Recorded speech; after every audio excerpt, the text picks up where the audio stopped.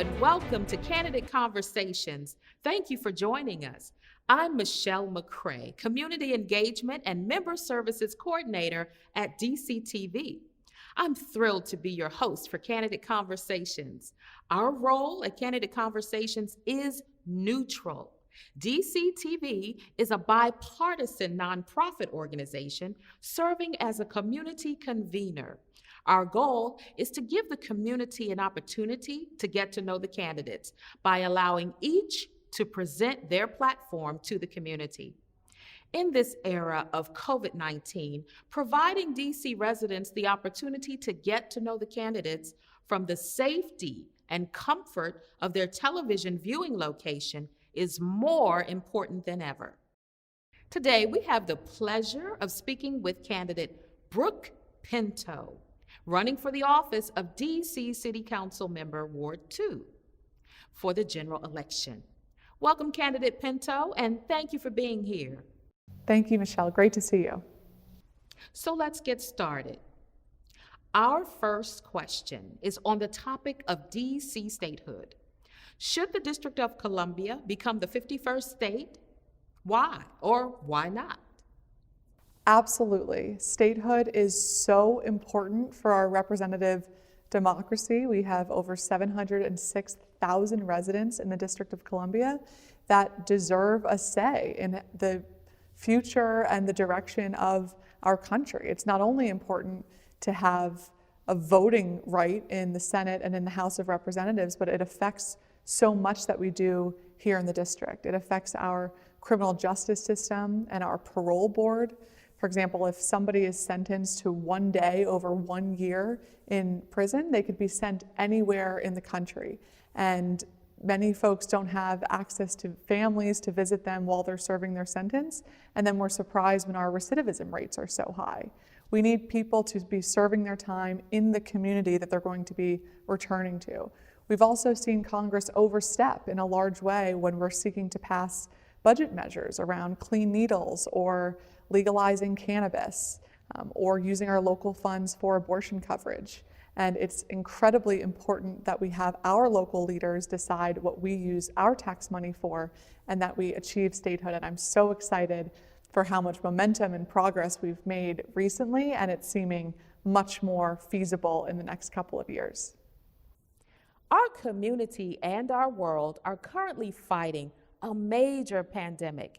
As a community leader, what would you do to address the range of issues caused by COVID-19? Well, COVID-19 and our recovery is the number one thing that we work on every day on the council. And we are continuing to engage in a number of recovery efforts to ensure that our small businesses have what they need to bounce back. We've already seen so many of our local businesses close, to ensure that our schools are equipped with PPE so they can open come November 9th, because our students are currently engaged in distance learning, to make sure that we have adequate testing, improving access to rapid testing, and ensuring that our entire community can both be kept healthy but also receive the economic support they need to recover from this terrible crisis that has had such a disproportionate effect on our Black and Brown communities and folks with lower incomes. And it's very important to us at the council that we're making sure we're not just recovering in a manner that gets us back to where we were last year, but building back in a more equitable manner. As a leader, what steps would you like to take, if any, to achieve a just, equitable, and inclusive city, and why? Well, it is so important. You know, we've taken a number of steps just this month. I co-introduced legislation with my colleague, Councilmember McDuffie, to prioritize our local minority-owned businesses for additional grant money, to ensure that our local business programs are incentivized to stay here and to thrive. It's incredibly important to us that we increase our outreach to our at-risk students and ensure that they are having access to not only technology, but to internet, and that there's follow-up and follow-through with their teachers and our local leaders to make sure that our students, many of whom, for whom school is a safe place for them to learn and get fed, and ensuring that people aren't falling through the cracks, especially while they're learning from home. So this is our number one focus, and I have been honored to partner with the agencies involved in the executive's office, as well as all of my colleagues in the council, to ensure that our community can build back in a just and inclusive manner. We appreciate your response. Now, Washington, D.C. has a long history as a leader in providing early childhood education and leads the nation in access to pre-K for both 3 and 4-year-old children. The district is investing over $100 million to expand early childhood education. What do you see as the most important education priorities for serving these young constituents? Well, it is incredibly important. I think most people in the city agree that increasing access to childhood education touches everything else that we do. It addresses all of our other inequities. It ensures that every child has a true chance to succeed. And when we do not provide those opportunities for our children, it leads to increased crime, it leads to increased poverty, it leads to increased people being pushed out of the city.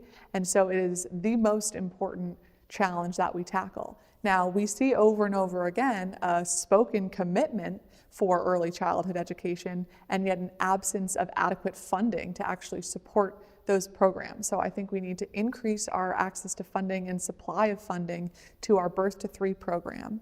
And we need to ensure that we have access to childcare, especially right now during COVID-19, when many families are either working from home and need to sit with their young children while they engage in distance learning. So the parents working from home are not able to adequately really do their jobs, or essential workers who are leaving the home and having to work outside the home but don't have adequate access to childcare for their children. And that is an untenable situation and choice. We were pleased to be able to put an additional $5 million in this fiscal year's budget to pay for additional childcare expenses, but it's still not enough. And so we continue to focus on ensuring that every child has access to childcare education, hopefully in person, but during this interim time, to ensure that our children have what they need to succeed and get educated. And it's so important for their social development as well, to be around other children and engaging in human contact. And we're very worried the years long of unintended consequences and ramifications of not getting this right now. Candidate Pinto, in the last few moments we have left, tell us what additional information would you like Washington, D.C. residents to know about you? Well, it has been the honor of my lifetime to serve as the Ward 2 council member. I was sworn in, as you know, at the end of June for a special election to fill the term the rest of 2020, and I was so proud to win the Democratic primary also in June, to be the Democratic nominee in the general election on November 3rd. And I am very focused on increasing our support for our small businesses to get them back on track, to improving our criminal justice reform efforts from after-school programming all the way to expungement and record sealing, and increasing our access to affordable housing and adequately addressing our chronic homeless population. And I am very committed to a just recovery, not only for Ward 2, but for our entire city. And I hope that everybody gets out and votes, no matter who you vote for. We have a lot of important races this election, from the presidential election to Ward 2 race to at-large council, State Board of Education, our advisory neighborhood commissions. And so please look out in the mail. Every registered voter will have received by now a mail-in ballot.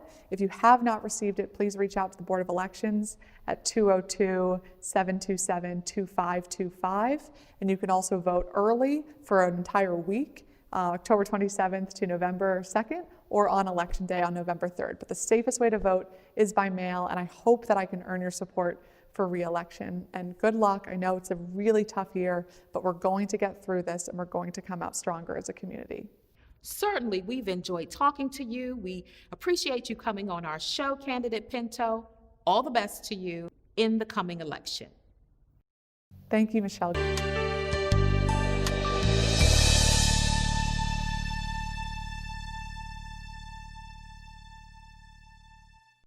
There are everyday actions to help prevent the spread of respiratory diseases. Wash your hands. Avoid close contact with people who are sick. Avoid touching your eyes, nose, and mouth. Stay home when you are sick. Cover your cough or sneeze. Clean and disinfect frequently touched objects with household cleaning spray. For more information, visit cdc.gov/COVID-19. This message brought to you by the National Association of Broadcasters and this station. Washington residents are being threatened by utility scams each day. Utility companies typically don't show up at a home or business without an appointment, and they don't threaten to disconnect service without warning. I've been authorized to disable your gas for overdue payment. If you're faced with a situation like this, stay calm. Don't let anyone inside your home. Then call the number on your utility bill to verify charges. And contact the Public Service Commission or the police to report scammers. Fight utility scams. The power is yours.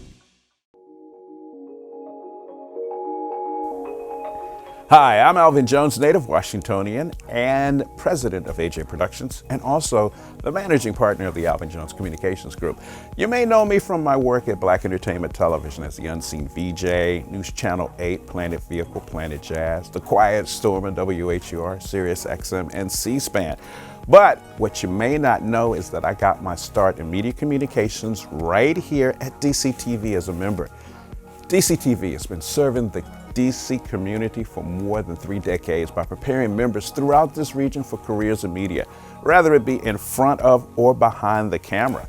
And also the education training program is comprehensive, and you can even gain access to the equipment and the resources that a creative person needs to bring a vision to a production reality. So that's my DCTV story. DCTV is meaningful media making an impact.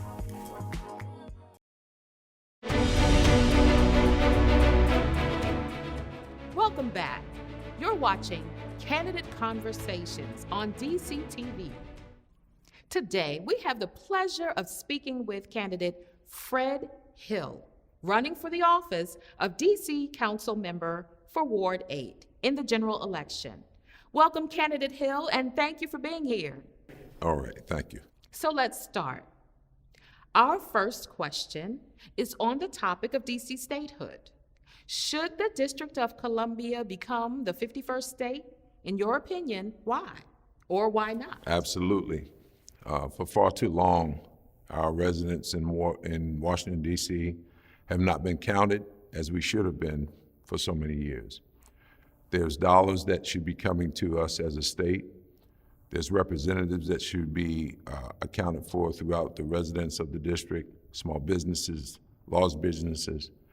And it's high time that the rest of the country recognizes that with taxation without representation is no good. It harms too many of us in this city, especially in my ward.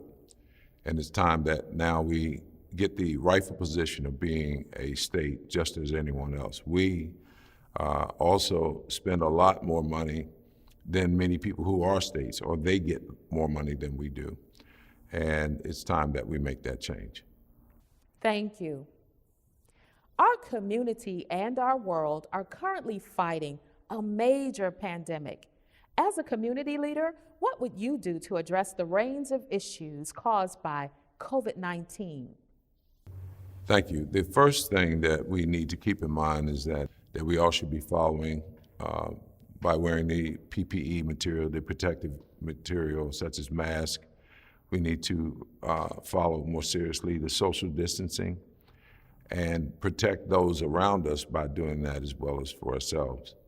But the things that we need to keep in mind is that there are dollars that need to be invested. In my ward, in Ward 8, it's a low-income area.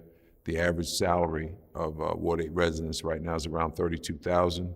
Many of these families cannot invest further into living already below the level of the average median income. So our government needs to do what it can to make sure that all people are protected, not just a few. Thank you.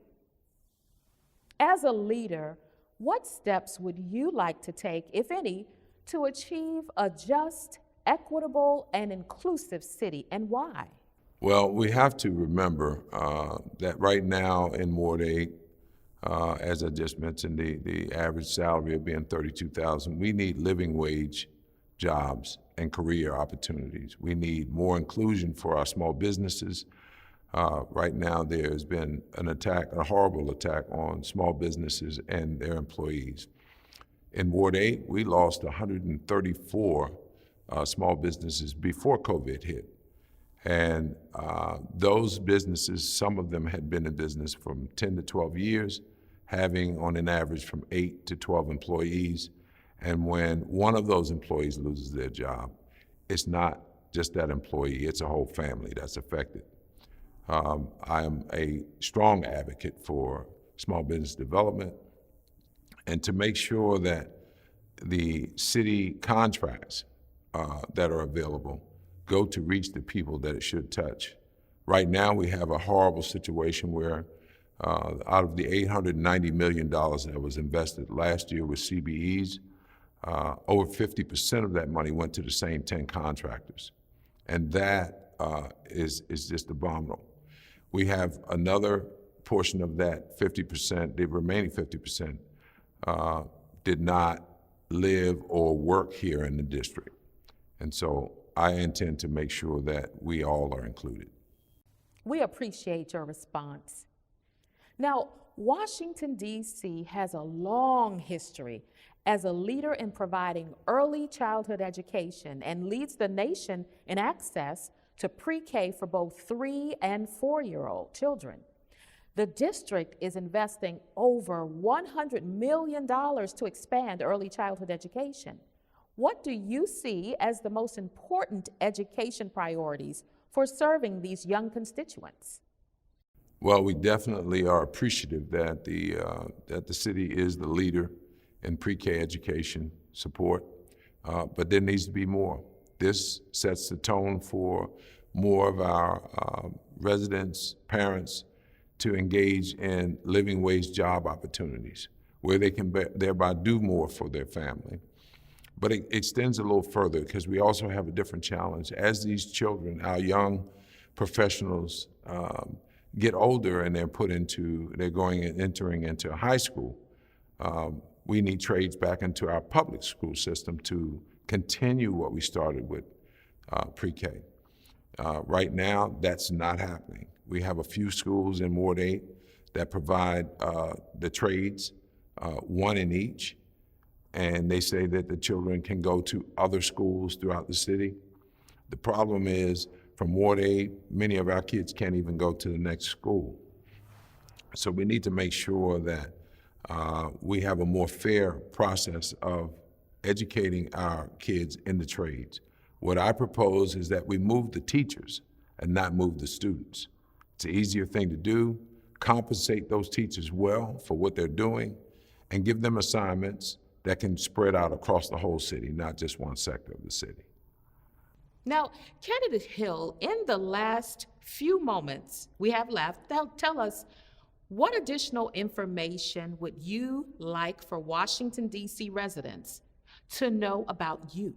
I'd like the city to know that I am a business owner of 25 years. I own 16 different companies in 6 different states. Washington, D.C. is my home. Anacostia is where I've lived for the last 25 years. And I bring the experience for a Ward 8 councilman of knowing how to not pay $12 for a $2 brick, especially on these construction projects. When we talk about where the money going to come from for various programs, this is the single most problem that we have in the city, where we have the expenditures going out the door like crazy. So we have to have better money management amongst them, and those skills that I have. I'm also a veteran. I served in the United States Air Force, and I bring with the experience from that timeline in the Air Force of knowing how to do certain things and having the courage and the understanding of how to move through the challenges that we have right now. And it's time that we make a change for the people in Ward 8, and I'm that change. Certainly, we thank you, Candidate Hill, for coming on our show, and we're hoping all the best to you in the coming election. Thank you. Thank you.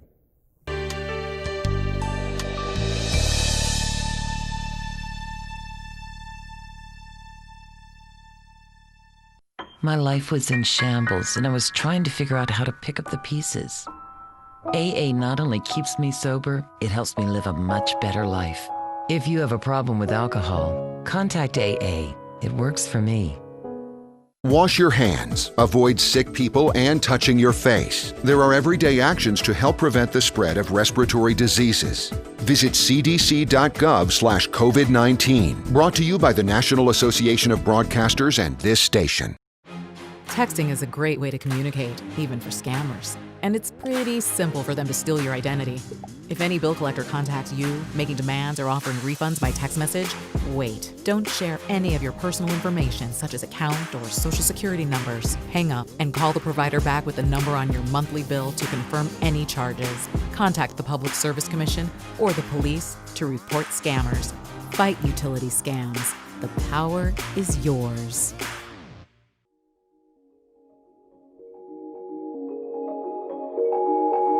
Hi, my name is Adrienne Quinn. I'm a freelance camera operator, producer, and director. If it were not for DCTV, I would not be where I am today. A few years ago, I transitioned careers. I was referred to DCTV during that time as a place to just see if this was what I wanted to focus on and return to school to study. I was fortunate to build a foundation of skills through the classes, state-of-the-art equipment, and volunteer experiences. Now, I am making a living doing what I love. This is my DCTV story. DCTV is meaningful media making an impact.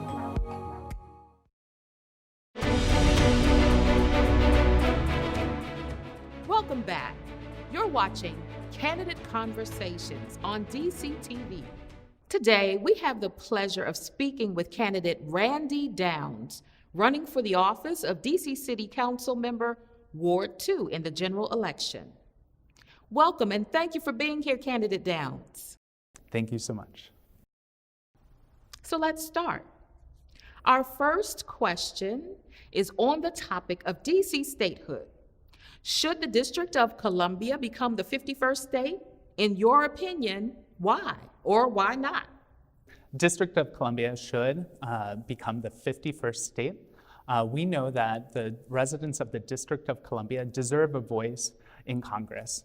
And I'm hopeful that when the Democrats win both the Senate and the presidency, that we make this a priority for our democracy. Our democracy will be stronger when we have a voice in Congress. Our community and our world are currently fighting a major pandemic. As a community leader, what would you do to address the range of issues caused by COVID-19? We know that COVID-19 has revealed deep inequities in our society, so we need to be sure to be addressing those. But first, we need to make sure that our residents are safe by wearing a mask, by social distancing, and listening to the public health officials. We know that we can make this through, and we must do it, and we can be stronger on the other side. As a leader, what steps would you like to take, if any, to achieve a just, equitable, and inclusive city, and why? We know that DC is a proud, progressive city in many ways, but at the same time, we have deep inequities in every ward and across the city. So we need to do more to make sure that everyone has a chance to succeed. That includes investing in quality educations so that every student and family has a fighting chance. That means investing in public transportation so that workers and families can get from destination to work, to school, cheaply and affordably. And we need to continue to invest in housing so that everyone in DC has the opportunity to stay here, and new folks has the opportunity to make DC their home. We appreciate your response. Now, Washington, D.C. has a long history as a leader in providing early childhood education and leads the nation in access to pre-K for both 3- and 4-year-old children. The district is investing over $100 million to expand early childhood education. What do you see as the most important education priorities for serving these young constituents? We know that ages 0 to 3 are the most fundamental in the development of children. And so I'm proud that we are investing in families and children to make sure that every child and every family has an opportunity to succeed. And that means we need to continue to invest in the Birth to 3 program. We need to continue to invest in early childhood care programs so that we are growing and succeeding as a city. Candidate Downs, in the last few moments we have left, tell us what additional information would you like Washington, D.C. residents to know about you? I'm Rickard Downs, and I'm running for Ward 2 District Council because I believe we need ethical, bold leadership. Someone who has a deep record in the community, has significant accomplishments, and someone who knows the people and the issues. And I believe that DC residents deserve an opportunity to have a council member who knows the community. And so I'm asking for the Ward 2 residents to vote for me November 3rd. Well, that's all the time that we have today, but we certainly enjoyed speaking with you. And all the best to you in the coming general election. Thank you so much.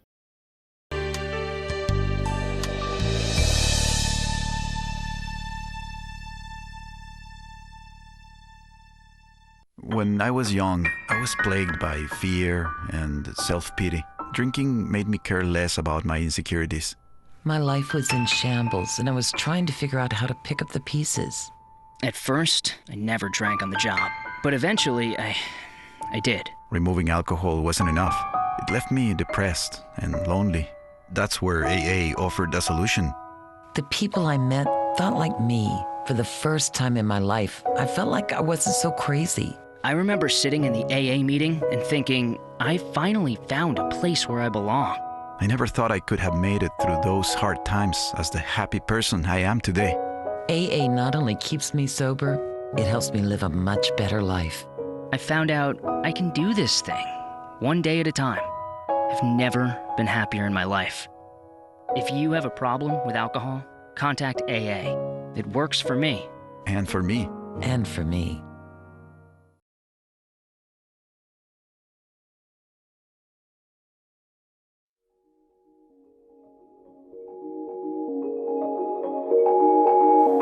Hi, I'm Tarek Sadek, intern here at DCTV. The skills I'm learning with DCTV are preparing me for a career in media production. The knowledge I'm receiving is second to none.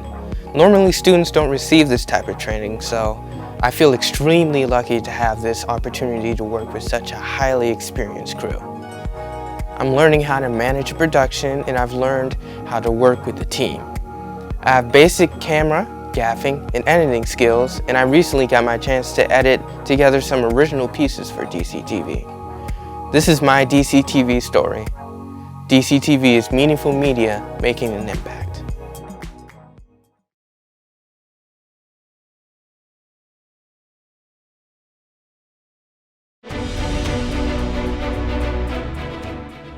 Welcome back. You're watching Candidate Conversations on DCTV. Today, we have the pleasure of speaking with candidate Christopher Cole, running for the office of DC Council Member, Ward 8, in the general election. Welcome, and thank you for being here, candidate Cole. Thank you. So let's start. Our first question is on the topic of DC statehood.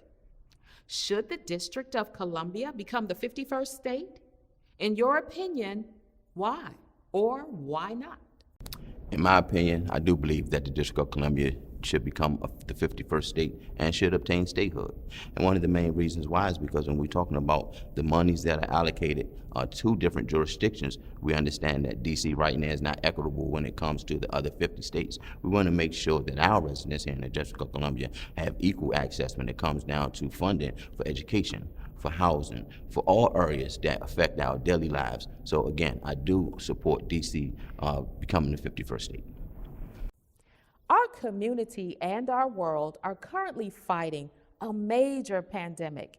As a community leader, what would you do to address the range of issues caused by COVID-19? What I would do under this pandemic to ensure that we can make the transition smoothly or as smooth as possible is make sure that we have funding to put an outreach team in the District of Columbia to address our residents when they come down to mental health. And the reason being is because we know that individuals are going through a lot of stress. Individuals are going through a lot of trauma. Individuals are losing their jobs. Individuals are going through the process of not understanding if they're going to maintain their apartments or their homes. There's just a lot going on. We have children that are out of school and children that are at home. Parents aren't so used to that. That's just another whole drama and trauma and job all in itself. So when we talk about mental health and how individuals are thinking, how individuals are feeling, how individuals are acting, also how individuals are making choices, how they're dealing with others, and how they're handling stress is a big part of how we deal with this pandemic. It is so important to get to how individuals are handling their stress, how individuals are dealing with each other, how they're communicating. So the big thing that we would do is focus on mental health, getting the outreach team into our community, and make sure we're engaging with our community, talking to our community, and getting to their head, understanding the pains that they're going through, the traumas that they're going through, the trials, the tribulations, and have therapists, have people on hand to communicate with them, have some type of 24-hour call hotline so the individuals can call, so they can have someone to speak with, so they can have an outlet to talk to, so we can sort of attempt to decrease that. As a leader, what steps would you like to take, if any, to achieve a just, equitable, and inclusive city, and why? The steps that I would take to bring to a just, inclusive city, it goes back to what I just talked about again, mental health. You know, we know that mental health deals with the social, the psychological, and emotional well-being of individuals, of our residents. And when we talk about equability, we're talking about how individuals are thinking, again, how they're feeling, and how they're acting. So if we understand that we have groups of individuals here, here, and here, and one group thinks this way, one group thinks this way, and one group thinks this way, right? You have some that may excel and some that don't. A lot of it goes to the thinking, because the thinking goes to how we deal with other people, how we communicate with other people. And dealing with other people and communicating with other people is a huge part of success. It's a huge part of success. No matter how many times people tell us that we don't need nobody, no, we do.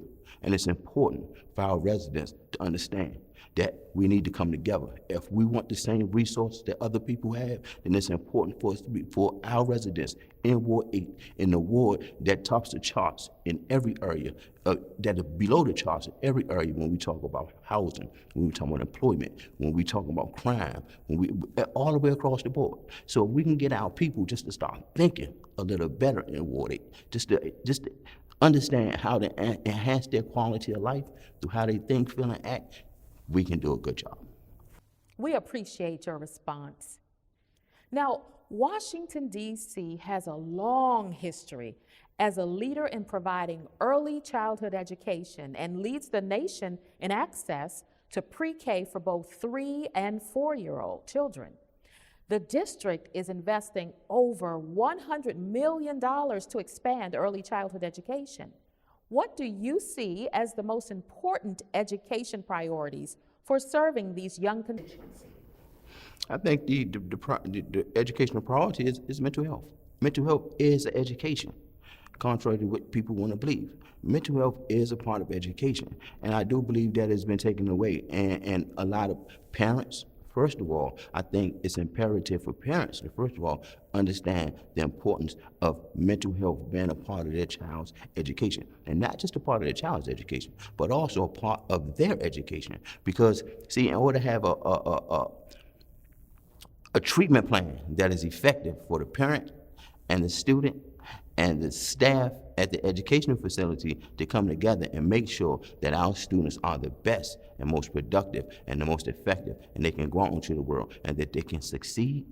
This treatment plan needs to be done together, and our community needs to do this together, not just from a government or educational standpoint, but from a parental standpoint and also from a child standpoint. So for me, the biggest part of the education is that mental health. When we're talking about from the 3rd grade, we want to start that because we want to begin to affect change and how our youth positively, how they positively think, how they positively act, and how they positively can feel. That's where we want to affect the change at. And that's where I believe that the part of education that I will focus on is that mental health component. Candidate Cole, in the last few moments we have left, tell us what additional information would you like the residents of Washington, D.C. to know about you? What I would like Washington, D.C. to know about me is that my slogan is that it's simple. Solution starts with self. We focus on community, we focus on commitment, and we focus on community, we focus on culture, and we focus on commitment. These things are so important to understand your community, to understand your culture, and your commitment. And also know that our platform revolves around mental health. We understand that if we want to affect change when we talk about crime, when we talk about safety, when we talk about housing, when we talk about education, when we talk about workforce development, when we talk about inclusive development, every part of our platform, when you understand these things right here all deal with mental health. When we start affecting change from the grassroots level, I mean way beyond, because we already have things that are set in place for our residents. The problem is our residents don't have access to the information, and they just don't have access to the mental health component to help them be able to transition and navigate through this system effectively. So what we're going to bring to the table is we're going to bring that. We're going to bring that engaged in the community. We're going to make sure that we have funding put in the programs that primarily deal with mental health. Primarily mental health, because once again, all the way across the board, we can affect change if we can start with looking at how our individuals think, how they feel, how they act, how they make decisions, how you make decisions when it comes down to housing, how you continue to live a long life where you live with your job, coming from a job to a career. We want to change these things. We want to help people understand how to go from a job to a career, how to go from apartment and maybe TANF or Section 8 to obtaining their own home. So these are the things that we will bring to the community, and we bring that access and information, cut all the red tape, no more red tape, and make sure that our residents have access to all the information, opportunities, and services provided by this great city and its stakeholders. Candidate Cole, we certainly appreciate the time you've spent with us, and we hope all the best for you in the coming election. Thank you.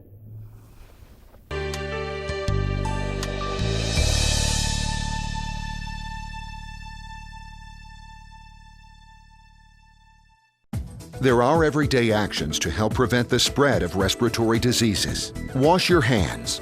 Avoid close contact with people who are sick. Avoid touching your eyes, nose, and mouth. Stay home when you are sick. Cover your cough or sneeze. Clean and disinfect frequently touched objects with household cleaning spray. For more information, visit cdc.gov/COVID-19. This message brought to you by the National Association of Broadcasters and this station. Washington residents are being threatened by utility scams each day. Utility companies typically don't show up at a home or business without an appointment, and they don't threaten to disconnect service without warning. I've been authorized to disable your gas for overdue payment. If you're faced with a situation like this, stay calm. Don't let anyone inside your home. Then call the number on your utility bill to verify charges, and contact the Public Service Commission or the police to report scammers. Fight utility scams. The power is yours. Hi, I'm Alvin Jones, native Washingtonian and president of AJ Productions, and also the managing partner of the Alvin Jones Communications Group.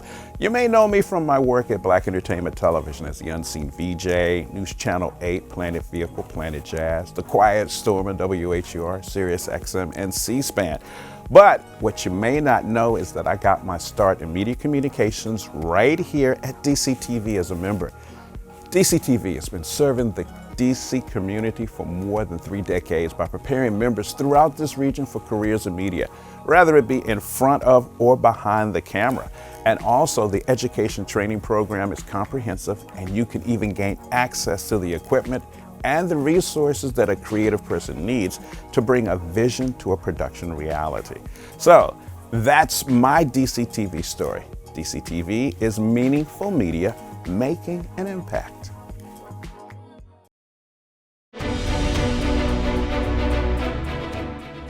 Welcome back. You're watching Candidate Conversations on DCTV. Today, we have the pleasure of speaking with candidate Peter Bolton, running for the office of DC Council Member for Ward 2 in the general election. Welcome, and thank you for being here today, candidate Bolton. My pleasure. Candidate Bolton, should the District of Columbia become the 51st state? In your opinion, why or why not? Absolutely, it should become the 51st state. My party was actually founded with the explicit intention of making DC a state in the 1970s. And we had representation on the council, first with Julius Hobson and then Hilda Mason. And then in the late 1990s, the Statehood Party merged with the Green Party in DC to form the DC Statehood Green Party. My platform specifically pledges to fight for statehood using aggressive tactics. So, for example, I think that if the federal government is not going to grant DC statehood, then we should start taking punitive measures against the federal government. That could include disallowing them from using city amenities, disallowing them from hosting events at DC public schools, and so on.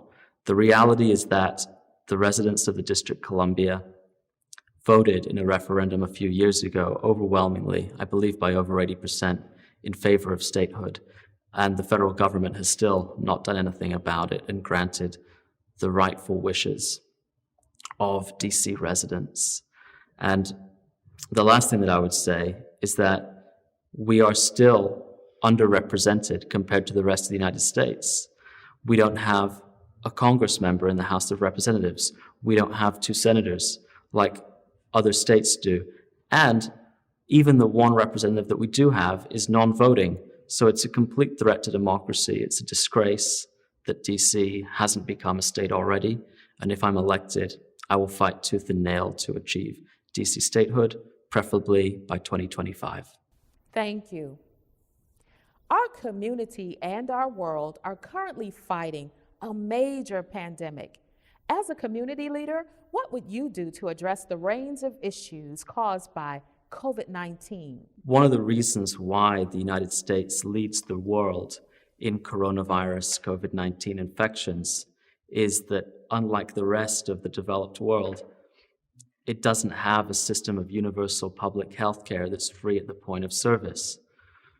So, in my opinion, the only way to really address this situation and give people the treatment that they need is to form a single-payer type system that is District of Columbia based, where anyone, regardless of age or any other factor, has access to healthcare as they do in Europe, Canada, Australia, New Zealand, and so on. As a leader, what steps would you like to take, if any, to achieve a just, equitable, and inclusive city, and why? That's quite a big question there. My platform is considerably to the left of the Democratic Party, who, in my view at least, have essentially become one more right-wing, neoliberal capitalist party. I think that in order to promote greater diversity and a more even spread of our wealth, there needs to be a few things. First of all, I support union card check neutrality so that anyone who wants to join a union can do so. My platform contains a pledge for $20 per hour minimum wage, mandatory 5 weeks of vacation, statutory paid parental leave, and also paid sick leave.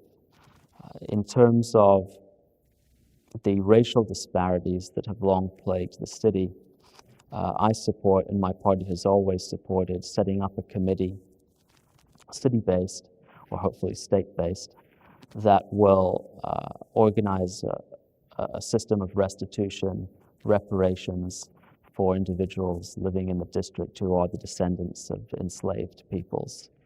And that's always been part of our platform. And then the final thing that I would say is that the so-called war on drugs has been a huge exacerbator of both economic and racial inequality. So I support unconditional amnesty for all persons who have been convicted of drug possession.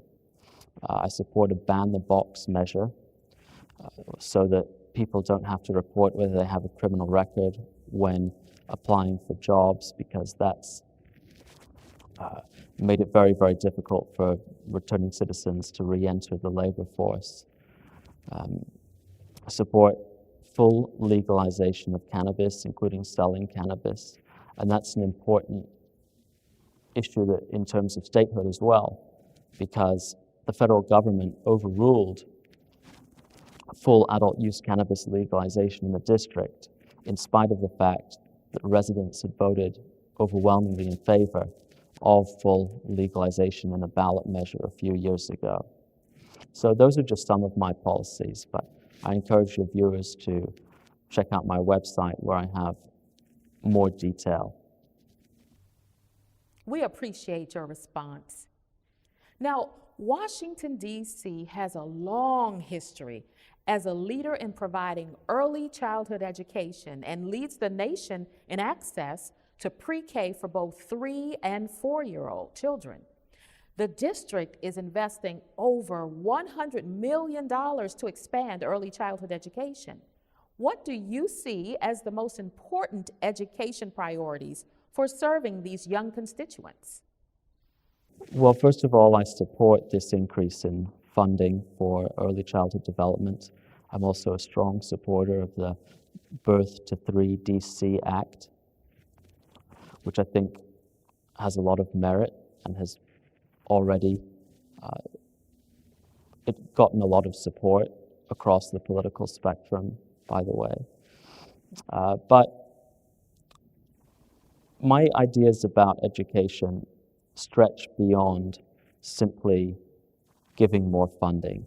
In my platform, I argue that the district should set up a committee to try to learn from models of education in other countries, in particular the Nordic nation of Finland, which has pioneered a progressive form of education and as a result often ranks at or near the top of studies that rank educational outcomes across the world in different countries. So I believe that we need to look beyond the traditional left-right spectrum that has dominated for so many years and completely think outside the box and start afresh. Candidate Bolton, in the last few moments we have left, tell us what additional information would you like to share with the residents of Washington, D.C. about you? I'd like to make clear that the Democratic Party has failed this city. Washington for a long time has essentially been a one-party state with Democrats on the council and 2 independents who usually just switched their party for one election. The Democratic Party is essentially a right-wing party, a neoliberal party that cozies up to developers and other private interests who give to their campaign in the hope of something in return. And the Democrats on the council and the mayor's office have been more than happy to be part of this whole sordid quid pro quo. I believe strongly there needs to be a second force in DC politics to the left of the Democrats, because this relationship with developers has ended up with situations like Jack Evans, who ended up resigning in disgrace due to multiple ethics violations. His successor, Brooke Pinto, is already facing similar allegations and has already shown herself to be a right-winger by voting against tax increases on the wealthy and also trying to draw some kind of equivalence between renters and landlords, and said that they are both suffering and therefore presumably is not going to take strong action, whether it be rent control, rent cancellation, a moratorium on evictions, and so on. I joined the DC Statehood Green Party because I believe strongly that there needs to be a radical, progressive alternative to take the city forward into a new era. You can check out my platform at boltonforward2.org, where you can read about my policies, which include bringing all utilities into public municipal ownership, abolishing all user fees on the Metro and Metro bus system, a public bank for DC, and an end to public-private partnerships in the WMATA system. Well, that brings us to the end of the time we have for now with you, but we certainly appreciate you coming to our show. All the best to you in the coming general election.